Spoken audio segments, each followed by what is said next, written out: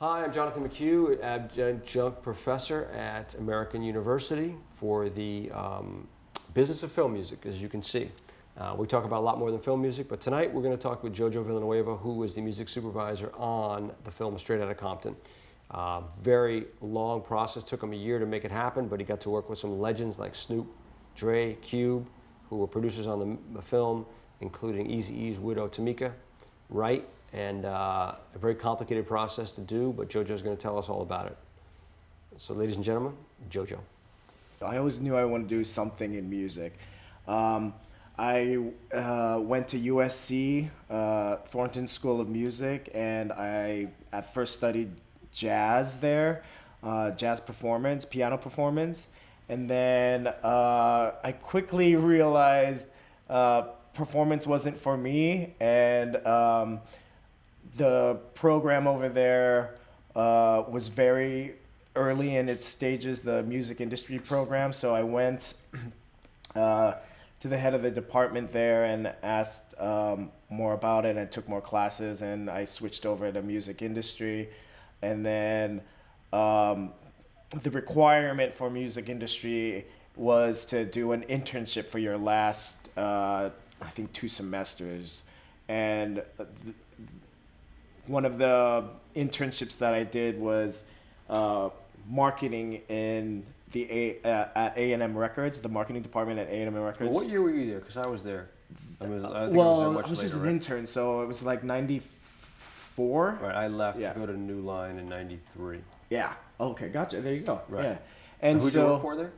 oh God, I don't even remember. It was such a long time ago. But like, what it did teach me is that it was kind of like a slap in the face of the realities of the music industry, in which like A&M Records got bought by Universal. Polygram, Polygram, and then Polygram got bought by exactly, and they were like, you need to find another internship, because we're not going to be around here. Right. And so I did that, and I got into a one-woman publishing company, and I worked out of her house and helped her out, and she was pitching to music supervisors, and one of my classes touched upon music supervision. And it's not like today where you kind of know what music supervision is, and there's a guild of music supervisors. You had to be a little scrappy to find out more about it. So I was like, oh, these are the movies that I like. These are the people who were credited as the music supervisors. It was kind of the cusp of internet, so I cold called a bunch of music supervisors and asked them to do an informational interview.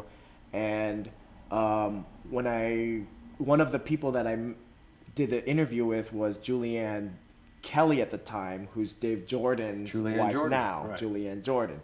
And she was awesome. She was, at the time, she was at Trimark, and she was like a music exec over there. And Trimark, by the way, is the forerunner of Lionsgate. That was one of the companies that became Lionsgate. Exactly. And then, she wasn't looking for anyone, but she was like, hey, maybe you should hit up my boyfriend, Dave Jordan. He's looking for an intern. And so I met up with him, and he was like, okay, yeah, sure, intern for me. And that's when he was with Happy. And that was when he was with Happy. And that was correct. a label called Immortal Records. And exactly. they had their biggest bands were Korn. Correct. Who else? Korn.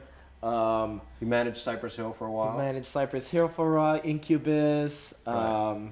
So it was a rock label, but they also did during the height of soundtracks. They did some big ones. That's exactly right. So Happy was a manager, label owner / music supervisor, and he had a partner, Gary Jones, who ran their music supervision department. And so Dave Jordan at the time was their coordinator, and I was their intern. And it was a good time, because it was like still at that cusp where like they were doing American Reunion, American Pie, that whole series.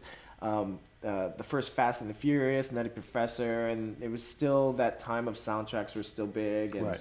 huge. And so I learned a lot about the soundtrack world and music supervision and licensing.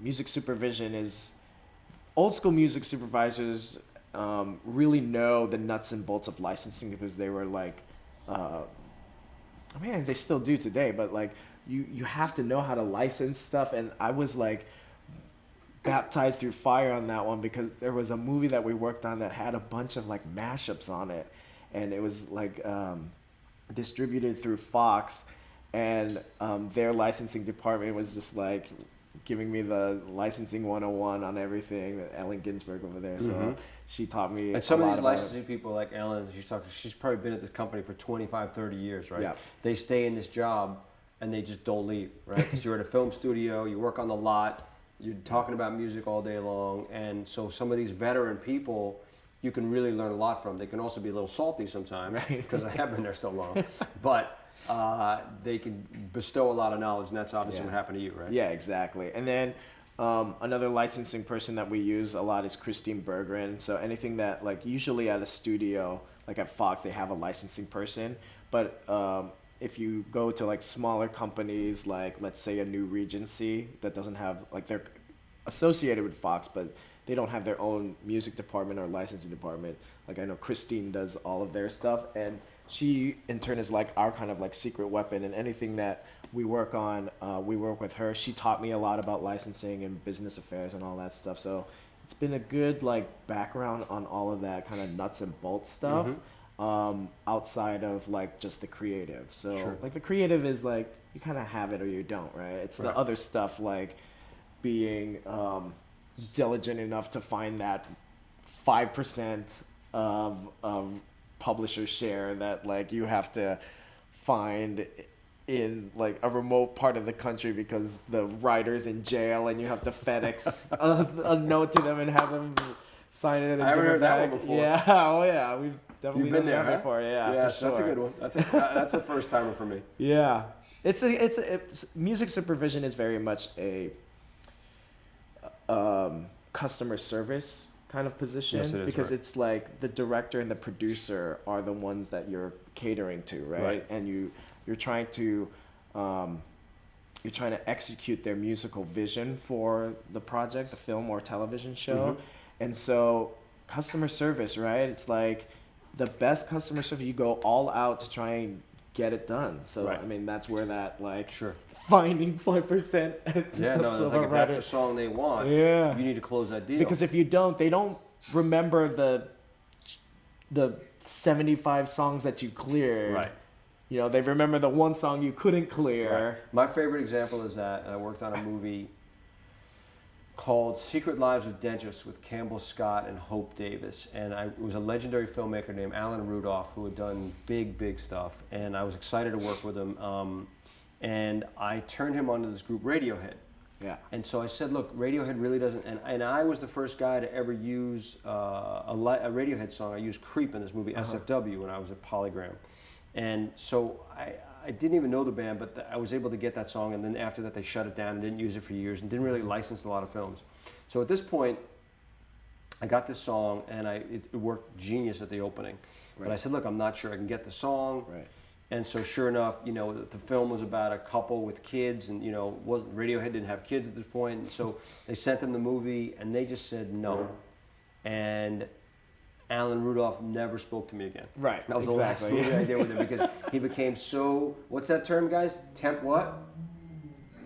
Temp love. They know that one by exactly, now. for sure. So the temp love was so deep that he just couldn't get over it. And so the composer created something, Craig Wedren, created something really cool for the opening that had similar vibe but not too close. But I learned that lesson. Like, if you're going to pitch music, you got to kind of know you could get it. But it's really hard because you never know, and then you have to over clear. And when you're doing your own clearance, it's a lot of extra work you're putting on yourself.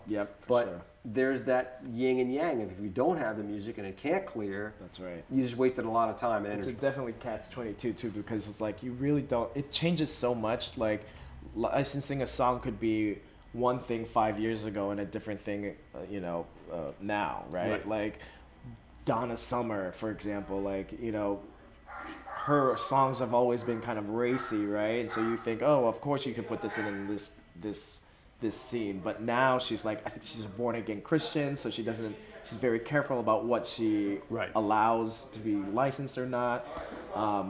it's that whole thing, yeah. Right. And you just know that by doing it, you know. Sure. So it's doing due diligence, and it's also doing like, you know, like just knowing the job, you know. Right. So you know, you also did. I was mentioning them. You did a panel at the Guild about basically the art of getting hired, which I Right. thought was really interesting. Right. Talk about your preparation when you go into a room to get a job and to get, you know, and how you guys work as a team to help be prepared for those meetings. Well, first of all, you get a call from either the studio or director, and they'll say, "Hey, we want you to come in. Here's a script." So you take the script, you you read the script, and you break it down. Meaning, you create a music breakdown, which is like we use an Excel sheet where we indicate in the script whether or not a song is scripted, or there's a song that could possibly be there, or any kind of musical ideas. And you break it down into the kind of use it is, what scene it's for, etc., etc. And that helps you figure out what the tone of the film is, whether it's song heavy or score heavy, or uses both or weaves it in and out. And if there's scripted songs, it'll kind of indicate what they're kind of thinking for the film. So it gives you a little bit insight on that. I think doing a lot of research on the filmmakers is important as well. So if you look at the director, see what other projects they've already done, right? Watch them. Even though you've already watched the film, watch it again with now Different glasses on. Yeah, different glasses on, of like trying to figure out, okay, what are they doing musically on their different films? Because sometimes they use the same methods, or you just want to get a feel for what they, how they use music. You would look at like the composers they've already used, the music editors they've already used. We do a lot of research. We want to get into the head of the filmmakers, not only the director, sometimes the producers too. If there's like a heavy producer, you want to get in their heads too, because usually if there's a heavy producer, they will definitely have a say in what goes on musically in the film. So, for example, in Straight Outta Compton, there is F. Gary Gray, but you know he obviously is well accomplished and you'd never worked with him before, right? And I'd never worked with him before. He's well accomplished, and I never worked with him before, but he knows how to use music. But what's different about Straight Outta Compton is the producers are the subject of the film, so that added another layer of politics to it. So you know, that's a little different. I mean, you just have to know, like, Dre's music, Cube's music. Luckily I grew up with it, so it wasn't like a chore to Right. research. So you grew up it. in LA. So your pitch was you walk in the room, and you obviously Matt Alvarez, who Yep. had run Cube's company for years, Yes. was a producer on the movie. The movie had been around for 10 years. When I did my movie, Snoop Dogg's Hood of Horror, Lee, who was one of the owners of the company that bought the movie, had written the script, Right. and I had heard about this movie forever, Yeah. and thought it was never going to get made. Then New Line picked it up, That's right. and then it went in turnaround, and Universal grabbed it, and they ran with it. Right. And I had worked with Matt Alvarez before in another movie called The Lottery Ticket, and that was with Eric White, who is a music video director, and he saw like how I work with, you know, directors, and I had worked with him before, and he knew my work ethic. So he was like, "Yeah, you want to meet on Straight Outta Compton?" So I was like, "Of course I want to meet on it." So I knew there were like other heavies coming in, but you know, it was all about the preparation, right? So when we do, not only do we break down the script, you know, what is going on in the script, we also try and come up with like score and song ideas, musical concepts, right? And you know, we go through it and kind of do the obvious ones, and then we try and do stuff that are not so obvious. I guess one of the things that I did, like, obviously, right, is like it took place in LA, and there was, Straight Outta Compton, but then what is the juxtaposition to Straight Outta Compton, right? So what was like all the MTV at the time, MTV popular music that could juxtapose against it. And so there was that. Well, we didn't really, I think we only used that method once, where, I don't know if you guys remember in the film, but when you first meet Cube, he's in the bus and we use, oh God, now I'm forgetting what song it is because it's been a minute. Does anybody remember what the first song in the bus is? I think it was, I'm forgetting now, but it wasn't rap, right? Because they were in Taft High School, and it was on a bus, and it was like, he was a fish out of water because that's where he was bussed from South Central to go to Taft, right? So we used like a different song there. But for the most part, you just come up with those kind of different ideas, right? And what else in preparation? I mean, you watch the director's DVDs from before. Sometimes you do. Sometimes they have like DVD extras where they talk about the music specifically. Sometimes they interview the composer to talk about the score specifically. It's a lot of that kind of stuff. A lot of due diligence before you go into that pitch meeting, and because you want to come prepared, right? Like these directors have like the world on their shoulders because they are passionate about something that costs millions of dollars, right? And if you're going to be responsible for the music for that, you got to be on your shit about all that stuff. So you just got to come correct and treat it like a business, right? And again, a customer service kind of thing. So, the obviously one thing that I want to jump on what he said was research, right? With the internet, we talked about it. Anytime you ever go into any meeting, any interview, anything, there's absolutely no excuse with that thing called Google, IMDb. There's no excuse, and Netflix. There's no excuse not to watch a movie that the director has done or whatever it is that you haven't done your research. And because you guys are all so tech savvy, internet savvy, there's absolutely no reason except for laziness. So laziness will get you killed and get your head chopped off. So you have to be able to make sure that you're doing that, and that's obviously the preparation for anything in this town where you're dealing with big players, big egos. The other thing Jojo said that I really want to reemphasize is that these people have spent years trying to get this movie made, or get this TV show made, or get to the place they are in their career.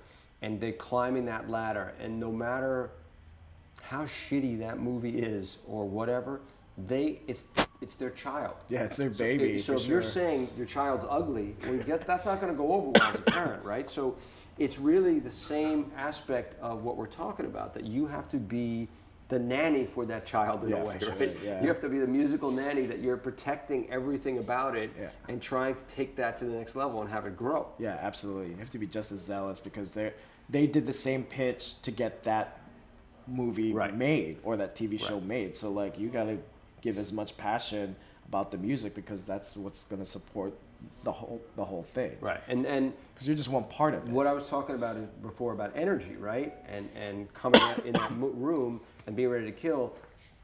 I've hung with Jojo many, many times. I've never seen Jojo's energy down, right? He's always up, he's animated, he's that guy. And even if maybe he be having a bad day, when you meet him, he's not showing you his negative side, his dark, cloudy side, right? He's up. And that is something that, again, you can't teach hustle, but you got to figure out how to make it. You got to figure out how to basically utilize your best skill set always when you're out and about. All right, so let's walk through Compton, right? So you have a very complicated process. You have Universal Studios. Right. You have Dre, who's a multi-billionaire now, who literally put up on this movie, because my friend's his lawyer, he literally put up $1 million to shoot a scene that Universal didn't want to shoot. Right? So you got guys like that with that level of involvement. And so, it's a complicated process. You got Cube, who's a big movie star, his son playing him, right? And so you had to do all these pre-records Yep. with the actors. So let's walk through that for a second, because that to me is a super important thing, to have the convincing energy of these guys and all. And I read a great piece. Emmanuel Lubezki was the who was the DP? Was it Matthew Liberty? Yeah, right. exactly. So Yeah. one of the top two DPs in the game. I read a great article in DP Magazine, Director Guild Magazine, about how they shot all these different locations and what the aesthetic had to be Right. in each of the locations. You had, Cube and Dre on the one side of the camera looking on, and you hired a pro like Matty Levitique to be able to shoot these different venues and make them look good. So talk about the pre-record process and how complicated it was for this film. So pre-record process, first of all, you have to get the songs cleared. And even though... Let's start, yeah, you're right. Let's start with that. Yeah. So talk about that process. Even though Cube and Dre wrote these songs, the complicated part about them are that they have a bunch of samples. And the samples... if they weren't like the huge songs, the samples weren't really cleared properly.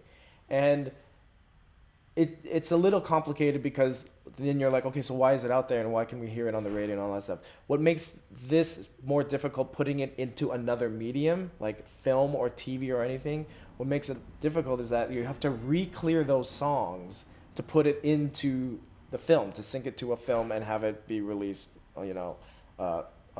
theatrically, right? So a lot of those anywhere, not just theatrically. Yeah, exactly, theatrically or on TV or whatever. So we had to get all of those songs cleared. So like I don't know how many songs in the film you think? I don't know. It's like 30. Yeah, more than for sure. 30 to 40. Yeah. And so there are all these songs that we had to get cleared, and there were certain songs that you couldn't clear because the label.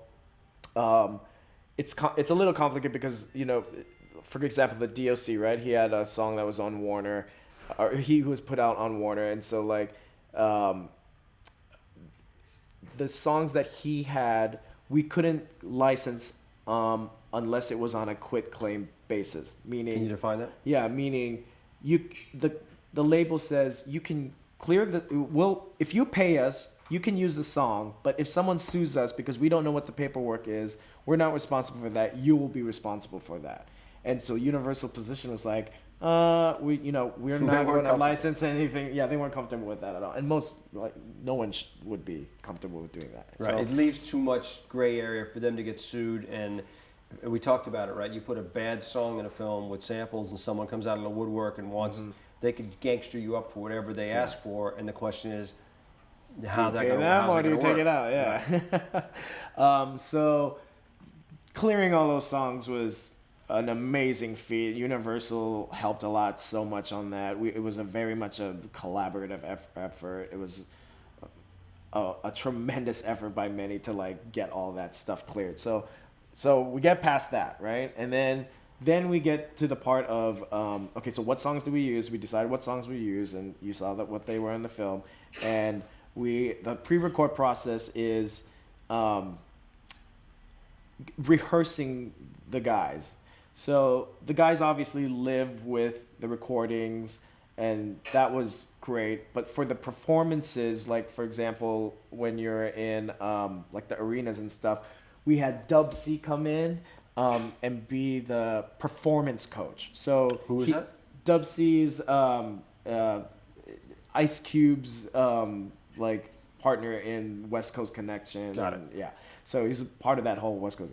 So Dub C was our performance coach, and he and that I take it was a Cube recommendation. Anyways, it was a totally Cube recommendation for sure. More than a recommendation, right? We called him coach because he was amazing. He was good. He knows exactly what to tell the kid, or to the actors, and he was like, okay, you gotta stand like this, a West Coast, the West Coast like walk would be like this, and performance strut, more like a strut. Strut is this way. And he was instrumental also in like pronunciation, because one of the guys was from New York, one of the guys was from New Orleans, and then of course there's Cube, but Cube's son. But O'Shea Jackson Jr. Yep, exactly. So there was that. So there was rehearsing them after we figured out the edit of the song. There was rehearsing them, and then and then there was the shooting process. So then when we shoot the scene, what happens is you prep all of these tracks, right? And we'll have instrumental track. We'll have the edit, and then we'll have the full song, and then we'll have instrumentals, and then we'll have the songs with the vocals on it. Mm-hmm. And so on the day of the shoot, we'll have the actors with earwigs in their ears. Define what those are? So earwigs are basically kind of like earbuds that are wireless, that are in your ear, that pump through music so that like the actor can lip sync to it without having it out on a speaker out in the atmosphere, right, on set. Because if it's in the ear, then you can perform, stop, and do dialogue, but still hear it going without like getting the music on the mic when you shoot the scene tied to the music. Does that make sense? So like, so you can do the dialogue without the music being embedded in it because you want just the dialogue clean. But if you're gonna jump back into the song, you're gonna still hear it. So. Right. So we did all of that, and there were times like, hey, we want to get the actor doing it performance live, right? So then we would do the instrumental and have them perform live and record them doing it live on set, and we would use a blend of the original recording with like the actors performing as well. And then, we have a playback person a playback operator, which is basically an editor who's under the sound department, who deals with music purely. And he had a Pro Tools session, so he had all the tracks there. So if we wanted to do an edit last minute of like, hey, I know we talked about doing the first verse into the chorus, but we want to do the first verse, the chorus, and the second verse as well. He would have it there, be able to edit it, and on the fly whenever we needed it. Or if we wanted to do it shorter, like we just want to do the chorus now, so we would just play the chorus there. So the playback operator was very instrumental in like the playback of the songs and figuring out what we were going to record on set if we did anything like that. So one of the questions we had, because it's felt so real, that Zach wanted to know, were these live recordings or were these all pre-recorded? It was both. It was both, basically, is the answer. Because sometimes you wanted to capture the original feeling that you got from the original recording, so we would use those. And then we would blend, like more in the performances, the live performances, we would blend in the actors' vocals as well. So what percentage you figure was actually a live take that was used in the movie versus pre-recorded? It wasn't that much. It wasn't that many. Right. Because but Gary was obviously everything's rolling. They're taping everything. Right. But if it's feeling good, you want to get something. Tracks, or would you do a couple takes live and then a couple pre-records? We would do the pre-records first, right? Because then you won't lose your voice, right? So you lip sync, and if it's feeling good, we'll get like a live performance out of them. Just for performance sake, sure. Like even if it weren't using the vocals, just them doing it, rocking. Like it's a different feel, yeah, right? Exactly, precisely. And then in post, we would fix things as well, like if there was a sync that was off. So in post, meaning like after the film is shot, right? You're now in post, and this is the editing part of the process. We figure out, okay, this is what the scene is, and there was a sync that's off just because for whatever reasons, like the actors were off from what we pre-recorded. We would have the actors come back in, and we'd have a screen, and they would look at it and be like, okay, so here, like we missed something, or so ADR, singing ADR. Yes, basically right? Singing ADR. Singing yeah, ADR, exactly. okay. So we want to add, something here that we didn't record before, like a hey or a yeah or something like that. Or when, for example, when Easy was like running down the stairs, we had him kind of like move like he was running down the stairs while he was rapping, so that we could capture that more, like live performance more. Sure. Yeah. And I worked with F. Gary on Set It Off when I did when I was Sure. at New Line and did the Set It Off soundtrack, and he was very musical. Yeah, exactly. And we had for great sure. uses of music in that movie. Yeah. So, talk about how he ranks as far as some of the directors you work with, as far as that being, because he started as a music video director. He Correct. came up in the music R&B rap music video game, and that was his proving ground. Right. So, talk about working with him and what that process was like. That was amazing because like we're not too far off in age, and so we grew up with the same music.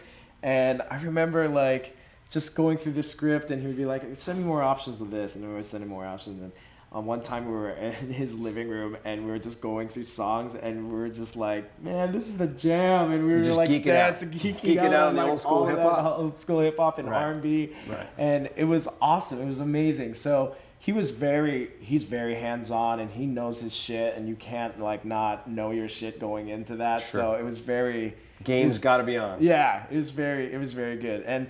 And he would also like when it came to like, for example, when you first meet Dre, right? Like he knew what songs he liked, and I'd send it to him, but he would also obviously defer to Dre because it was like, okay, so what I know what so I he's, like. he's lying on the floor, yeah, right? Exactly. And there's all these cool records which Dre picked, right, on yeah, the floor. Yeah. And so what was the choices what was the 1 and 2 that ended up being in there? Do you remember? Well, there was what was it? It was now I'm forgetting. God, it's been a minute. Sorry. Sorry. I've like But moved anyway, on so to the Dre, next so thing. that's the other thing. So normally a director has license to just pick what he wants, Yeah. right? Here you have 2 hip-hop legends Right. producing the movie, their story. And it's their story. It's their Exactly. story. And so tell us about that interaction, because that to me is some of the most interesting shit of all. He was very much like, I know what I want, like, but Dre, what do you think? And then after like much debate, like we would figure out what it was, and like we were all on the same page. Right. It's not like there was anything that was really off. So it was just fun, like going through the songs and having Dre and Gary be like, okay, yeah, we like this, and Right. yeah. Well, like I said, that's the beauty part of the job, right? The coolest creative part is like you're jamming with these great, whether filmmakers or music stars, and you're just picking music, and like it's the greatest job in the world. There's all the other things that come with it, the clearance and cutting through and finding the guys in jail to use their music, blah blah blah. That makes it a little more painful. Right. And the politics but that's with the studio. the politics with the studio, and that's why Jojo and as a supervisor, any of us, you have to be all things to all people. Right. You got to be able to get along with all sorts of different levels of people, Right, and for that's a big part of the game. So, Totally. were there any like things where one guy wanted to use this and one guy wanted to do that, or was Yeah, just of everything- course. I mean, it always happens. Right. Right? Like, and then you just weigh all your options out. You talk about everything from like what creatively is it doing, how much does it cost, has it been in other movies before, like all that kind of research you got to get into. Were there any songs that were dinged because they had just been too many movies and too overexposed?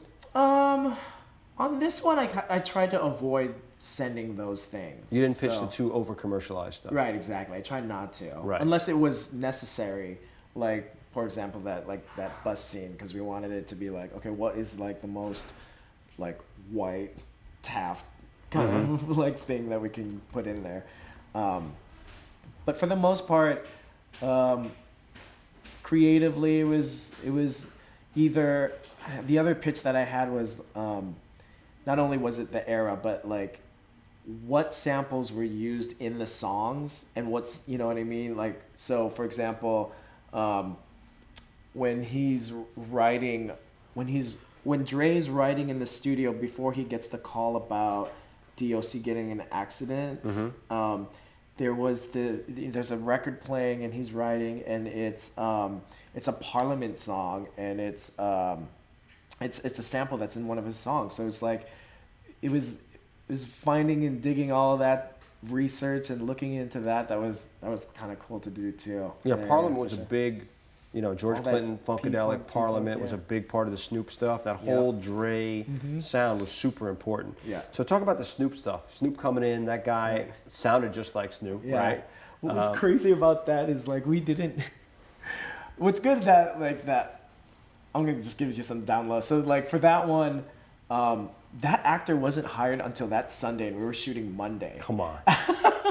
That's crazy. So what was good about it being a Snoop song is that like everyone knows it. So we weren't, we were freaking out. We were like, oh my God, I hope this guy knows this, the lyrics. But like, who doesn't know the lyrics to that song? Yeah, so, especially someone who's gonna work on the film. So, so for that process, I mean, that was scripted, and I remember we were all in like the conference room, and we were all sitting. There was Dre, Cube, Harvey, Mike, all the Universal people. Harvey Mason Jr. So talk about the Underdogs and Harvey Mason. What role did they play? And who are they? Tell them who they are. So the Underdogs is a music production company. They've worked with everyone from like Beyonce to Jennifer Hudson, Chris Brown, all those guys. They've produced all their music for them. I think they write their music too. But he was very instrumental with Jennifer Hudson on Dreamgirls. So that's kind of he did a lot of music on Dreamgirls, right? Yeah, so that's how he got his foot in the door in the film world, because for the most part he was like music producer, right? So in the film world he got his break on that, and then he helped a lot on Pitch Perfect, the James Brown movie, and which were both Universal, and so Universal's trusted him in dealing with these kind of things, this like very intense like job of like dealing with the politics of Cube and Dre and Gary, as well as being like really good at producing music. So there was just like production here and there that he worked on, and when we recorded the actors doing the performances, we did at his studio, and he helped produce those guys, vocal produce them, along with a Dub C and actually Cube for Shay. So he was involved in that. Sorry. Okay, so go ahead. So you're in the meeting, you're talking about Snoop. Oh yeah, so it was Harvey, and we were all in there, and we were talking about this scene. It was like, wouldn't it be cool? Because first, the way it was scripted first was that it was like the sample. Like you just hear the sample, and he's working on it. And it was like, well, what if we talked about the actual birth of the song rather than just like, creating it? So like, he was like, what if we had Dre sitting down at a keyboard and doing like noodling around, and then he finds the melody, and he remembers the melody of a sample, and he does it, and then Snoop comes in and starts rapping and doing all that, and everyone was like, oh yeah, that's amazing. So then, because that shows the creation. That shows the creation of it, right? That was a beautiful moment in the film. Yeah. So then Harvey went off, did a little mock-up of it, and that was exactly what he created. That whole line where he goes, and then like it's. And then like he goes, what are you doing? He goes, what are you doing there? That's good. I like that. Yeah, exactly. So that was a cool moment to like come up with that. That was pretty awesome, yeah, for sure. Okay, so talk to us now about the Eazy-E portion, right? We talked about Cool and Dre a lot. Eazy-E survived by his wife Tamika, who became very actively involved in his affairs at the end of his life and took over and helped continue his legacy. So talk about that portion and how the relationship was with her. She was involved in the movie as well, and she was very much a part. She was a producer as well. So anything that had to do with clearance and licensing, she controls all of the Ruthless catalog, right? So like she was very instrumental in helping us figure out which songs are clearable and which ones are not. And finding like writers that weren't hers if we needed to find those writers. She was definitely instrumental in all that stuff, and she was instrumental also. I wasn't part of it, but like I'm sure like they hired like a script writer when they got to Universal, and that guy spent time with I think each of them to put more edge into the script. Creative input because into I think the script wasn't edgy enough for Universal. Right, they went through a couple writers. Yeah. So and she was amazing. Like she would answer questions right away, and she was lovely to deal with. She was like, yeah, she was Great. of course because it was like her.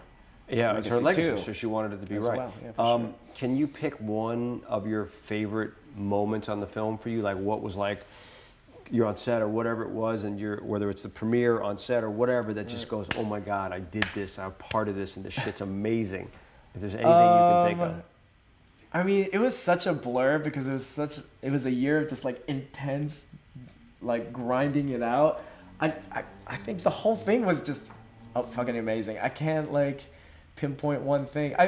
Okay, here's one. So we were on set, and it was me, Cube, Dre, and Gary, and we were in Gary's trailer, and we were talking about how to edit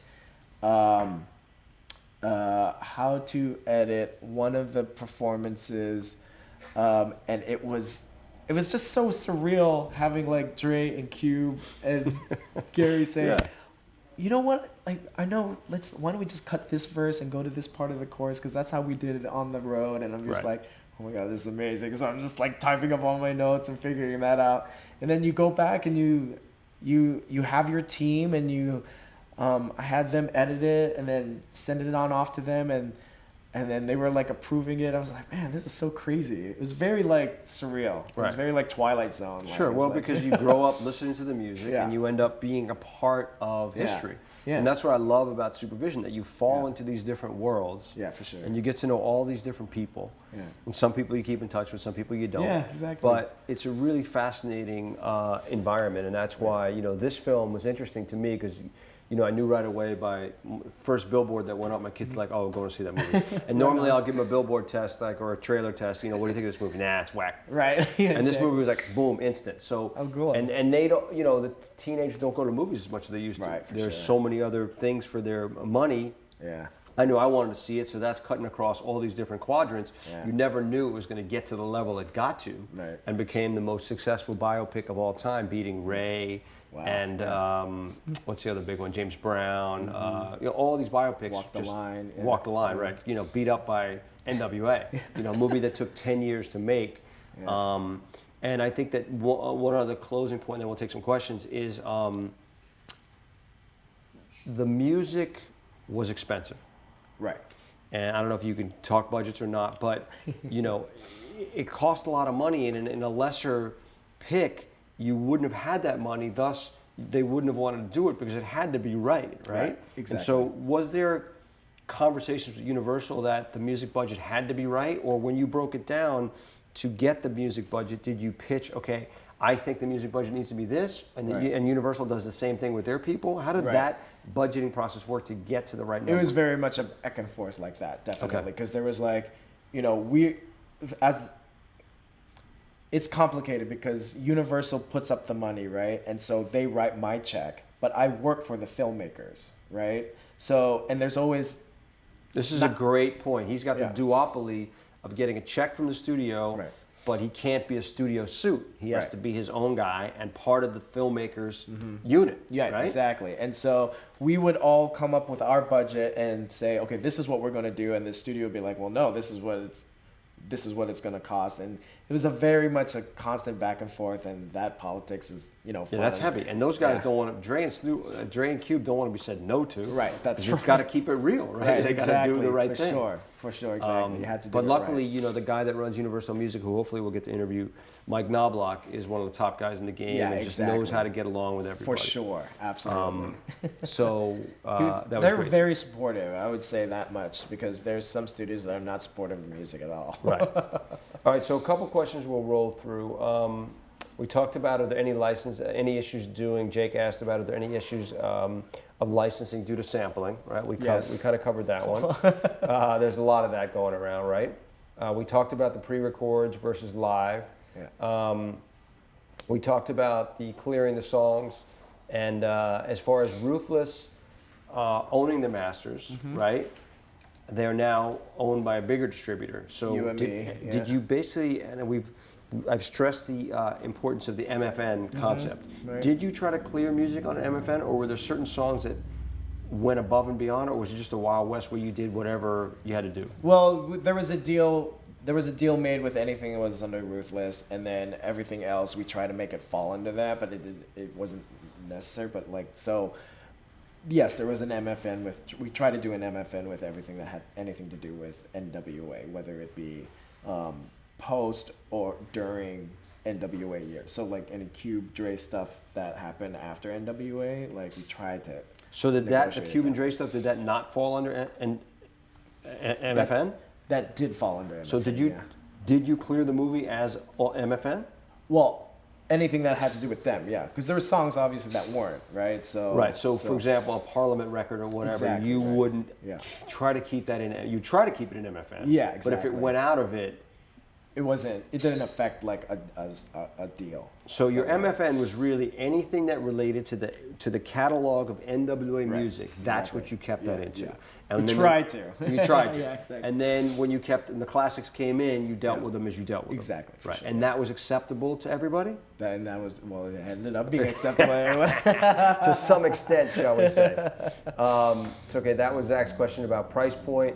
The song Gangster Gangster in the film contains 15 different samples. I wonder if you could touch on the process of clearing this record and any problems that might have come across on Gangster So Gangster. for Gangster Gangster, the way that the label stipulated it is like you can use the song if you don't use certain sections of the song. So because those were they stayed away from where the crazy samples were? Exactly. Okay, right. good. Exactly. And then whatever samples we could clear, we would just clear it. Right. So then that's why some of the if you notice, we only use certain parts of Gangsta Gangsta. We don't use the whole song. Mm-hmm. And that's because so you cut around what wasn't clear. Yeah, for sure. So that's the creative concepts that you and Universal was comfortable doing that because sometimes you're like you just weigh out what the risk is and then clear it or not. So got you. All right, a couple more. Justice asks, considering that Straight Outta Compton is a biopic that follows the journey of NWA, was it less difficult to find music for the film considering that they already had an extensive catalog? Because the songs were the songs, right? But for all the other spots, it wasn't difficult, but we had to find songs that fit the scene, fit the era, fit budget. What's your creative process like when you're pitching? I'm kind of crazy. I just keep going and going and going and going. Mm-hmm. But I mean, like sometimes you just need like coffee beans in a perfume store, right? Like you just step away and you reset and you listen to something else and then you come back. Or if you're lucky enough to work in like an environment where there are like other folks involved in our company. So with like Dave format, and people, you bounce. Yeah, I would bounce ideas off either them or my staff. Like I have a coordinator and assistant. I'm like, hey, what do you think of this? And of course, Mike and Rachel at Universal, and Angela, all the people Universal at Universal. folk. Right. That's how you can get out of it. You just have to. Look, I love music, so I just listen to everything. And what is your favorite genres of music? I'm mainly jazz. I really love jazz because I learned it in high school, and that's what got me into SC, and that's what got me into music. So you still kept that as your core? So I kept that as my core, yeah, definitely, for sure.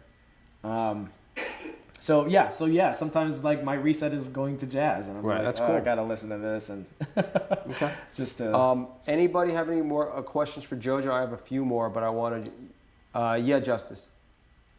So I remember you talking about how music situation was like customer service. Yes. And so I just wanted to know exactly while working with Gary Gray, what were his specific expectations when he brought you on into the process? Specific specifications that Gary wanted. I guess his expectation was, look, man, this is a story about a pinnacle moment in music history where it launches a West Coast, the West Coast sound and genre basically, and it's it's historical. It's music history. And he was like, you got to just bring your game. And I was like, of course, totally. And so I think I worked my ass off on trying to find like the most authentic songs, and cause he's passionate about it too. He wanted to tell the right story, and I wanted to help him tell that story. And he had that across the board, from me to wardrobe to set design. Everyone had to bring their game. It was on. It was That's totally cool. on for sure. Good collaborative process. It was a good collaborative process. Yeah. Absolutely, yeah. Any other questions for Joe? Yes, in the back. Can you just give some more information about when you talked about the pre-recording stuff, and how even though Cube and Dre like wrote the songs, like there was a lot of like samples for the songs that you talked about. Can you just like talk about that more? Because I was a little bit confused on that whole entire like bit about how there can be so many samples to it. So if there were all these samples, right, for certain songs, what happens is once a song is like more popular, right, then sometimes you hear those songs used in other films or TV, right? So the more popular songs were the ones that they figured out, right? So they would either have the sample be bought out, right? So like basically they gave them a lump sum early on for the sample to be able to use it in as their song, right? So that they wouldn't have to go back to each person Every time to get it cleared, right? So a lot of this stuff, like, you know, Fuck the Police, Straight Outta Compton, those are figured out because those are the more popular ones. It's the ones that weren't so popular that like we couldn't use, like I think Easy Does It, we couldn't use that one, or because all those samples weren't figured out. I don't know if that answers So a lot the of question. a lot of the samples have been pre-cleared Yeah. by the copyright owners of the NWA Exactly. records. Right. And if they weren't, we would go out and try and figure it out and be like, okay, so what part of the song can we use? Can we get around not using that certain sample? Or can we just figure it out now? Like for, we would go to the labels and publishers and be like, okay, can we just figure out these percentages? And that was a whole process, and that was all dealt by business affairs. But you know, there's definitely a lot of cleanup. Sure, that's the thing with the samples. There's always a ton more work to do because you got to track down the records. Anything else on NWA before I ask him a couple more questions? Yeah, Seth. So just you're going off that. So it's like the samples were kind of factored in with the master license to some degree. It's Correct. Like that was part of the factor. Whereas getting, you know, publishing license because Dre and Cube wrote the songs shouldn't seem like that would be difficult. So that wouldn't be difficult, but if you use the sample in the song, you have to clear that publishing as well. Right. So that's where it gets complicated. Because yeah, they did their song, but if you use the sample in there, you have to clear the publishing for that sample as well. Right. Like, remember I brought up the advertising agent coming to me and wanted to use the MC Hammer song, and I was like, well, it's Rick James is a sample of a sample, so those samples bigger than the actual song, Right. and they're both monster songs, so it's not going to happen. So at a certain point, you just know if it's either going to happen or not. You got to walk away, right? Like you said, you had to walk away from some songs. Or you have to walk away from certain songs, definitely. Right. Or push, and see if they can figure it out within the time frame of like the release of the movie. Right. You know, that happened too. Like it was down to the wire of like, okay, are we going to use this song or not? Can they figure it out by then? And yeah. Right. Zach, you had a question, right? Yeah. I was wondering if you touched briefly on like the main differences you had like, between the 10 track and like what was actually put in the film. You know, Good because question. The Project, like you use these big NWA songs, but like I'm kind of curious like where you started and where you ended up. Well, we started off definitely with all the songs, and then our method was like, let's just start off big and then let the studio tell us no on whatever songs there were. They're like, okay, like, man, you guys That ain't gotta, happening. yeah, you can't afford that. Like, it's a small spot in like an elevator scene. You can't use, Right. Girl from Ipanema in the restaurant because like you can barely hear it. You know what I mean? Right, but they And still that's a want to huge go for copyright. everything. Yeah, exactly. And the bigger the players are, F. Gary Gray, Cube, Dre, they're gonna go for Yeah. everything. And we could do this on we could do that on this one. You really shouldn't do that if you're starting out. Like, you want to be the guy that, or the person that looks that knows that's Right. responsible budgetarily. Was there with anything for this movie that you pitched that you didn't think would get in that actually got in? Like a, No. or was everything kind of it- the size of it what it was supposed to be? Yeah, I think so. Yeah. Cool. Yeah. Yes, Seth.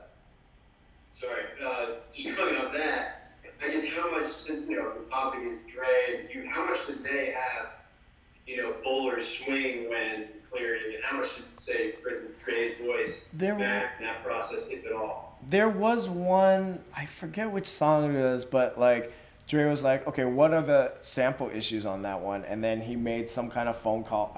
I don't know if it was him personally, but he had someone make a phone call, and all of a sudden the next day the song was cleared. And that's how it works in Hollywood, my friends. When you got the right people on your team, shit happens quickly. Yeah, for sure. But obviously we didn't want to use that card too much. Because, he's Dre and you don't, want to pull him down into the weeds and all of that But that's stuff. something he obviously really wanted. But he felt it authentic to the film, and he Yeah, made it happen. For sure. Right. For sure, definitely. So cool. So also, Kate had a question which I thought was a good one. Something like Iron Man, right? You had AC/DC open that up and just crush it, kick it out hard.